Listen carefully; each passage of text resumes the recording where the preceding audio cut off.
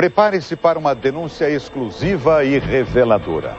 Afinal, por que a TV Globo passou a semana agredindo a Rede Record e a Igreja Universal? O que está por trás desses ataques desesperados? Quais os reais interesses da Globo? Por que a emissora dedica tanto tempo a casos já encerrados e esclarecidos pela Justiça? Conheça agora os bastidores desses ataques de fúria. Informações que a Globo não noticiou. Repórter Record, agora.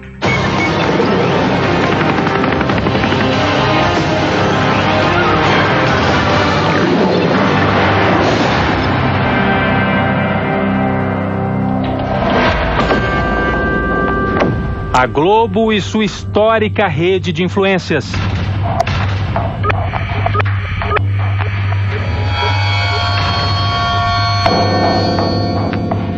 No epicentro do mais recente ataque à Record e à Igreja Universal, um promotor. Alô? O doutor Roberto Porto? É ele? O que, ou melhor, a quem exatamente o promotor promove? Mas como é que isso foi parar na mão justamente da TV Globo, naquela época? Olha, em relação a isso, eu já disse tudo que eu tinha para dizer. Quais são suas conexões? A suspeição anula o feito. A nebulosa chegada da Globo à maior cidade do país. Eles então procuraram a TV Globo e pediram que a TV Globo exibisse os documentos. A TV Globo não os atendeu. Como 2 mortos podem assinar um documento? E esse terreno, se é público, por que está cercado pela Globo? Onde é que entra nessa praça? Ó, dessa aqui não pode entrar, não. Essa não pode entrar, não, é particular. Ai, da Globo? Isso. Um império erguido sob a sombra de uma ditadura. A Globo, ela recebeu um certo apoio governamental para implantar a sua rede.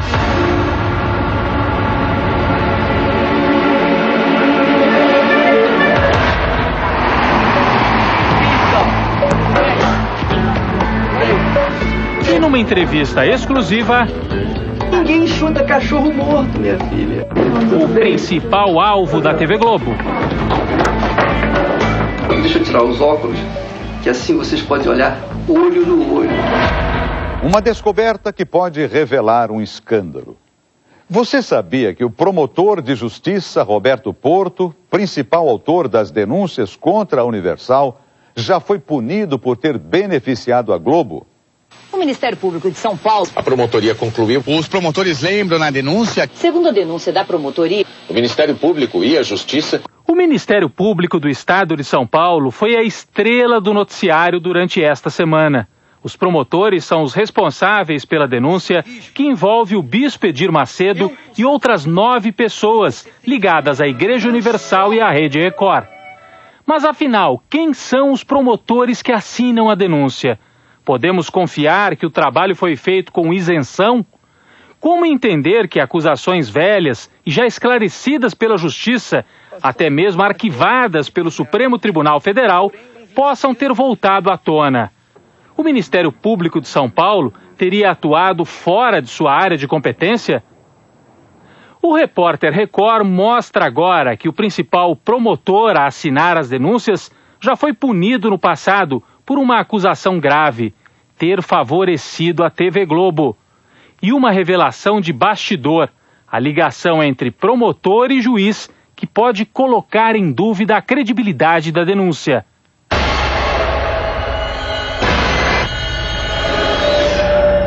Exclusivo! Você vai ver agora como é a vida do traficante Fernandinho Beiramar num presídio de segurança máxima em São Paulo. 9 de novembro de 2003.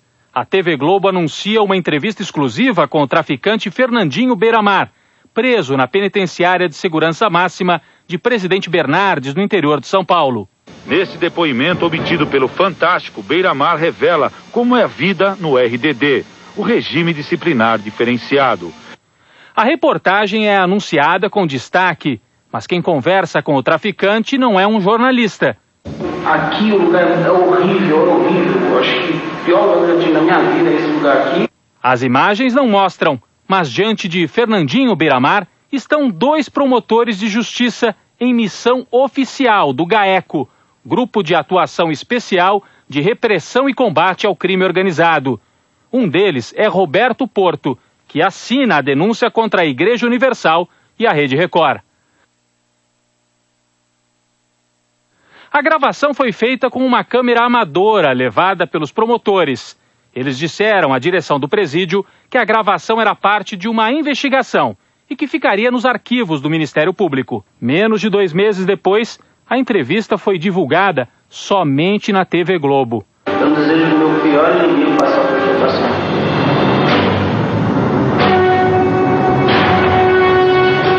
O favorecimento à Globo virou escândalo. O portal Terra noticiou que a entrevista motivou a demissão dos promotores Roberto Porto e Márcio Sérgio Cristino, do GAECO.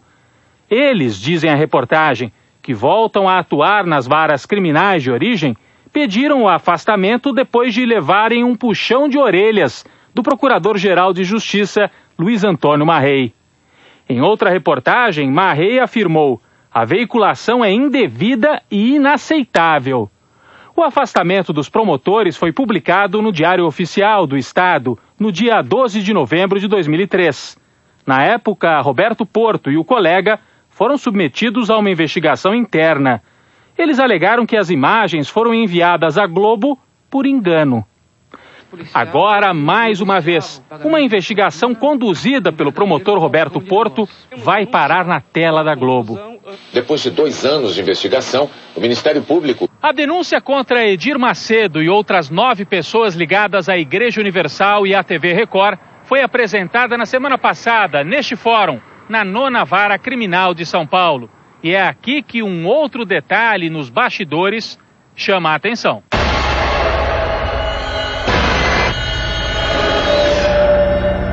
A juíza auxiliar Patrícia Álvares Cruz, da mesma vara criminal, é ex-mulher do promotor Roberto Porto. Segundo fontes do próprio Ministério Público, eles não chegaram a se casar, mas viveram juntos há alguns anos, o que pode caracterizar legalmente a chamada relação estável. Ainda hoje, promotor e juíza têm uma relação cordial, com encontros em ocasiões sociais e até no fórum. Não foi a juíza, no entanto, quem recebeu a denúncia. Dias antes, ela teria pedido licença do cargo e o processo foi parar nas mãos de um juiz substituto. Mas algumas perguntas ficam no ar. Teria sido intencional o afastamento da juíza? O promotor pode ter sido parcial na condução da investigação? Se a denúncia do Ministério Público fosse encaminhada para outra vara criminal, correria o risco de ser rejeitada, já que as mesmas acusações tinham sido arquivadas pelo Supremo Tribunal Federal? Na noite de sexta-feira, ligamos para o promotor Roberto Porto. Ele assume o relacionamento que manteve com a juíza e responde à acusação de beneficiar a TV Globo. Alô? O doutor Roberto Porto? É ele? Roberto Porto, quem fala é Rodrigo Viana, sou aqui da TV Record de São Paulo. Como vai, Rodrigo? Tudo bom? Tudo bem com o senhor? Muito bom. Então, nós estamos fazendo aqui uma reportagem sobre essas denúncias aí que o Ministério Público apresentou contra a Igreja Universal. Sim. E gostaríamos de falar com o senhor. Se for sobre a denúncia, você sabe que nós não estamos falando até para uma... Alô? Oi, estou ouvindo. Oi, está horrível a ligação, não estou te ouvindo. Se for sobre o caso, sobre as denúncias, há não determinação, mas uma recomendação da Procuradoria-Geral para nós não nos manifestarmos sobre o caso. Tá? Por quê? Uma questão de decisão nossa com a Procuradoria antes do caso, tá? Antes de ser interposta a denúncia. Tem alguma coisa a ver com o caso estar em segredo de justiça? Que eu saiba, o caso não está em segredo de justiça. O juiz não decretou segredo de justiça. Ah, não está em segredo de justiça, tá. Que eu saiba, eu tenho ciência do despacho do juiz e nele não há segredo de justiça, tá? Certo. Agora dependendo do assunto, se fugir disso, eu posso daí conversar com a Procuradoria-Geral e eventualmente manifestar. Aí vai depender do que você me disser, enfim. Não, tá relacionado, na verdade, doutor, tá relacionado com o caso, mas diretamente sobre mas diretamente sobre os autos, sobre o que está nos autos, ou sobre o que... não são nem autos ainda, né? Sobre o que está na denúncia, né? São questões relativas à atuação do senhor mesmo. Entendi. Entendeu? Se você puder ser mais específico... Então eu vou... É assim, a primeira pergunta é como é que a denúncia vazou para a imprensa? Qual outra pergunta? A outra pergunta é o seguinte, há uma informação, doutor, que a gente ainda não tem confirmação, que eu até queria perguntar para o senhor se ela procede, de que o senhor teria sido casado com a juíza que é justamente a titular da 9ª Vara, onde foi apresentada a denúncia. Isso é verdade? Não, não fui casado. Mas teve uma relação próxima com ela? Qual a outra pergunta? O senhor prefere não responder sobre isso? Ou assim, sim ou não, doutor? Você está gravando para colocar na área, é isso? Eu estou gravando, doutor. Você já está gravando a entrevista, é isso? Não, mas se o senhor quiser, a gente grava pessoalmente. Se o senhor preferir, a gente grava pessoalmente. Eu vou consultar o Ministério Público e volto a te retornar a ligação, tá bom? Agora, o senhor não... Então teve uma relação com ela, mas não foi casado, foi isso? Exatamente. Tá. E o senhor não acha que há nenhum impedimento pelo fato dessa proximidade entre o senhor e a titular da vara? Nenhuma, porque o caso não está com ela. Ela está afastada da vara, o senhor sabe? Não sei o que dizer, aí teria que ser junto ao Tribunal de Justiça. Ao Tribunal. Isso. Certo. Tem uma última questão, doutor. Em 2003, o senhor até teve um afastamento temporário das funções em função daquela entrevista com o Fernandinho Beiramar, exibida pela TV Globo, né? Uhum. Como é que foi aquilo lá, doutor? Quer dizer, existiu uma proximidade entre o senhor e a TV Globo? Aquele evento já foi analisado, inclusive pelo Ministério Público, e nada foi concluído no sentido contrário à minha conduta, ou de quem quer que seja no Ministério Público. Por óbvio, isso daí é uma retaliação ao trabalho que vem sendo feito pelo GAECO. Em relação a isso, eu só tenho a dizer que a nossa conduta tem sido da mais lisura possível, dentro da lei, tanto é que a denúncia foi aceita pelo juiz. Certo. E o processo vai tramitar como qualquer outro, com direito de defesa, com ampla possibilidade dos acusados se defenderem, certo, como em qualquer caso que atua o GAECO na Justiça Paulista. É que naquela oportunidade, doutor, aquela entrevista, quer dizer, na verdade foi uma entrevista gravada pelos promotores, né, pelo senhor e o colega do senhor. Aquele caso já foi analisado, inclusive pelo Ministério Público, tá? E nada foi concluído no sentido contrário às nossas condutas, à lisura do trabalho que foi feito. Não, a lisura tudo, mas como é que isso foi parar na mão justamente da TV Globo, naquela época? Olha, em relação a isso, eu já disse tudo que eu tinha para dizer. A suspeita sobre a conduta do promotor causa preocupação entre os especialistas em direito. Não. Eu acho que todo tipo de parceria ela é prejudicial à apuração do fato. Porque, primeiro, você acaba já julgando, fazendo um pré-julgamento, quando leva a denúncia, antes mesmo de ser recebida para o juiz, para a imprensa, que foi o que está acontecendo nesse caso. Apenas foi oferecida a denúncia, o juiz recebeu. Pelo que eu sei, os advogados do pastor Edir Macedo ainda não se manifestou na defesa preliminar e já foi divulgado. Então isso acaba criando um pré-julgamento para a população. Para esse professor de direito criminal, a ligação de Roberto Porto com a ex-mulher precisa ser apurada, mesmo não tendo sido ela que recebeu a denúncia na 9ª Vara Criminal. E não sendo ela, não há que se falar no impedimento, mas é preciso apurar se ela praticou algum ato em algum momento. Antes, porque se praticou, claro que foi praticado um ato por um juiz impedido e o juiz impedido gera a nulidade do ato. Isso tem que ser investigado. Não há dúvida nenhuma. Juristas e advogados dizem que manobras desse tipo são comuns ao longo dos processos. Para garantir isenção nos julgamentos, os juízes são escolhidos através de sorteio eletrônico. Isso na teoria, explica o professor. É uma distribuição pública pelo computador e então se sabe para qual vara vai aquele assunto. Assim se faz normalmente, assim inclusive esse é um ato público. No final da tarde, você pode acompanhar para onde vai determinado assunto. Todos estão ali, sorteia e se descobre qual é o juiz competente. Isso sempre acontece assim? Sempre acontece assim. Vez por outra, há notícias de que isso se quebra. Mas aí é uma ilegalidade. Se quebra como? De que maneira seria isso? Seria uma distribuição orientada. ela acaba não entrando no sistema global, normal, comum, do sorteio. Noticia-se isso. Porém, isso é uma ilegalidade. Se isso acontece, a Corregedoria e a polícia têm que apurar e descobrir responsabilidades para que não se repita esse ato. Nós procuramos a Corregedoria do Ministério Público. O corregedor em exercício, Fernando José Marques, disse que não daria entrevista, mas enviou esta nota por e-mail. A atuação dos membros do Ministério Público é analisada somente em procedimento próprio, que pode ser iniciado a partir de representação formulada por qualquer cidadão ou entidade interessada. Nós também procuramos o Tribunal de Justiça de São Paulo para saber se a juíza Patrícia Álvares Cruz entrou mesmo de licença e quais os motivos. Também perguntamos como os processos são distribuídos. A assessoria de imprensa informou que não seria possível apurar essas informações por ser final de semana. Para especialistas, uma estreita ligação afetiva entre promotor e juíza pode anular o processo. É o que afirma o ex-presidente do Superior Tribunal de Justiça. Em princípio, há uma suspeição, mas isso deve ser arguído no tempo devido. A suspeição anula o feito. O professor de Direito Criminal diz mais. Isso cria algum impedimento? Cria impedimento. Pela lei brasileira, um juiz que tenha qualquer vínculo com as partes, vínculo íntimo, está impedido de funcionar naquela causa. Portanto, se isso se comprovar, relacionamento entre juíza e promotor, claro que eles não podem funcionar no mesmo processo nunca, sob pena de nulidade do ato. Revelações surpreendentes.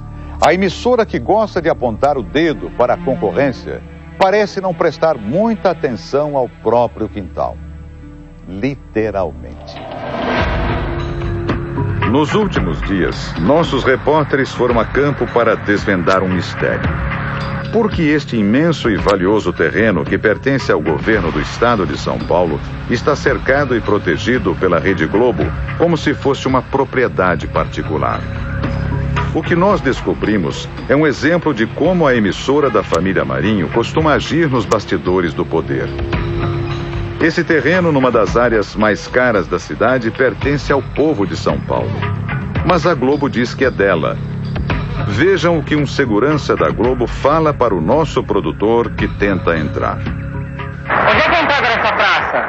Ó, dessa aqui não pode entrar, não. Essa não pode entrar, não, até é particular. Ah, é da Globo? Isso. Ah, tá, nem se pediu autorização, nada. Nem tem autorização pra falar a verdade. Então tá bom. O terreno que fica junto da sede da Globo em São Paulo é da Secretaria de Planejamento e Economia do Estado de São Paulo. Em novembro de 2006, a Secretaria quis vender o terreno, recebido como doação do Departamento de Estradas de Rodagens, o DR. A concorrência pública aberta trazia as informações sobre a área. Metragem, quase 12 mil metros quadrados. Preço inicial, mais de 11 milhões e 400 mil reais. Mas ninguém sabe por que a concorrência parou. Há 11 anos o terreno foi incorporado ao patrimônio da Globo. A empresa dos irmãos Roberto Irineu Marinho, João Roberto Marinho e José Roberto Marinho não paga um centavo por isso. Poderia ter dado por ele os 11 milhões e 400 mil reais. Não quis ou não teve dinheiro em caixa. A empresa da família Marinho tinha uma enorme dívida em dólar e, na mesma época, iniciou a construção dessa luxuosa torre de escritórios ao lado da sede do jornalismo. Nossos repórteres procuraram a Secretaria de Planejamento e Economia do Estado de São Paulo para saber por que uma área pública está sendo usada por uma empresa privada. Você que se deu imóvel lá da Rede Globo? Exatamente, é do lado, no terreno contíguo, não é isso? Você aguarda, você pode aguardar só um instante? Nós estaremos procurando a pessoa para que possa atender. Obrigado.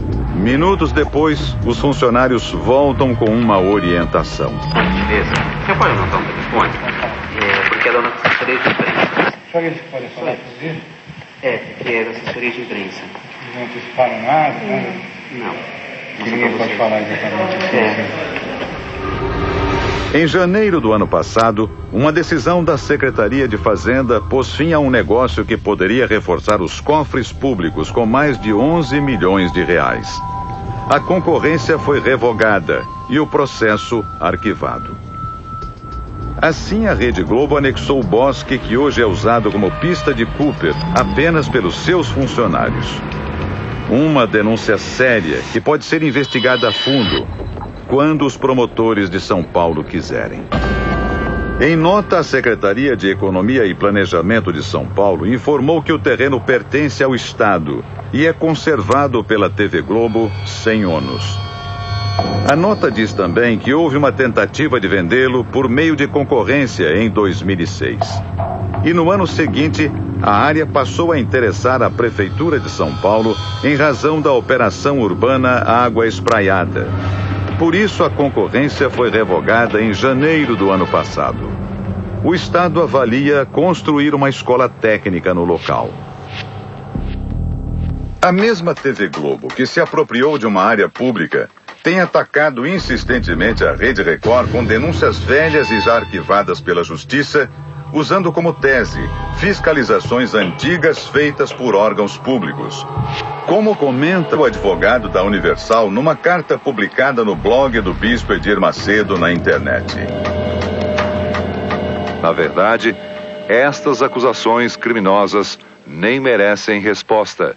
Enfrentaremos o processo com a mesma tranquilidade de outras vezes e nossa maior e irrespondível defesa é no sentido de que o Supremo Tribunal Federal já investigou tais fatos e, a pedido da Procuradoria-Geral da República, arquivou o inquérito.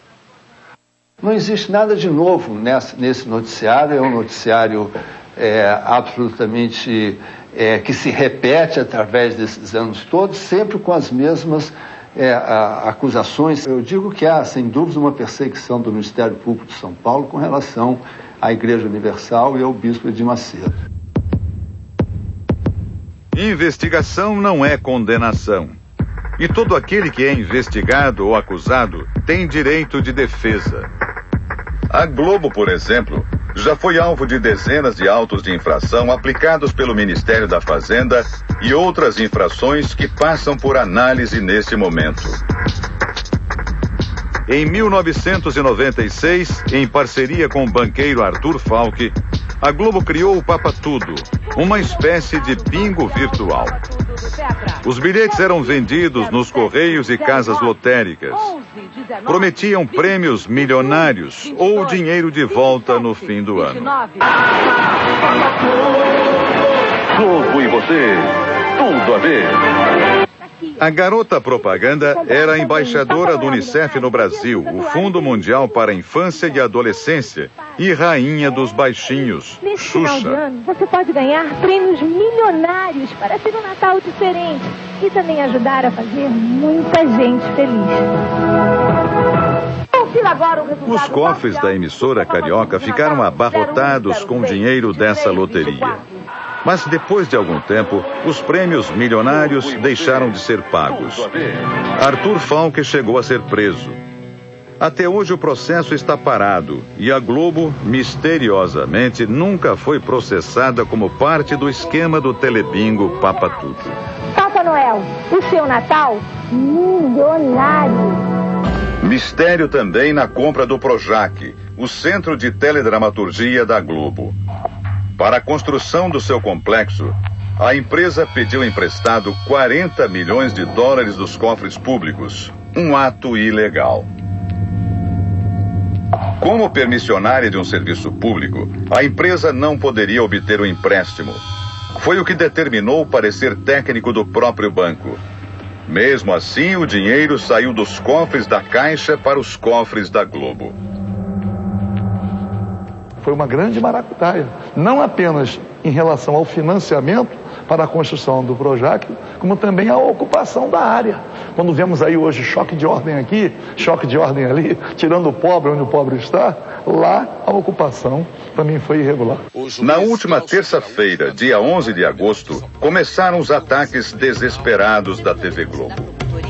O principal jornal da concorrência chegou a exibir uma reportagem de 10 minutos e usou esse tempo raro nas televisões para definir como quadrilha os líderes de uma das mais importantes instituições evangélicas do mundo. Na reportagem, a Globo mostrou imagens ilegais gravadas 3 anos atrás durante um culto da Igreja Universal em Porto Alegre. Desrespeitou a liberdade de manifestação religiosa dos evangélicos. Um produtor da emissora também se passou por fiel no Rio de Janeiro para invadir um templo da igreja. Ele usou uma câmera escondida, mas as mesmas imagens podem ser vistas em programas religiosos exibidos nas madrugadas da Record e no horário nobre de outras emissoras.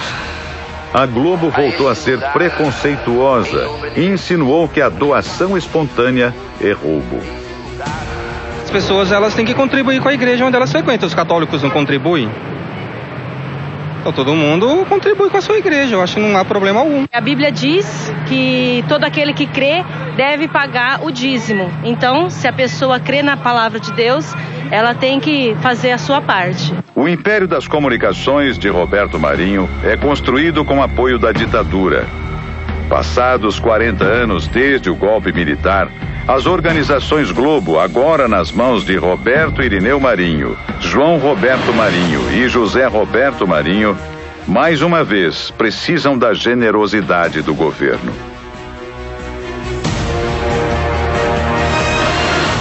Este homem participou dos bastidores do golpe militar de 64 e ocupou um cargo-chave no regime.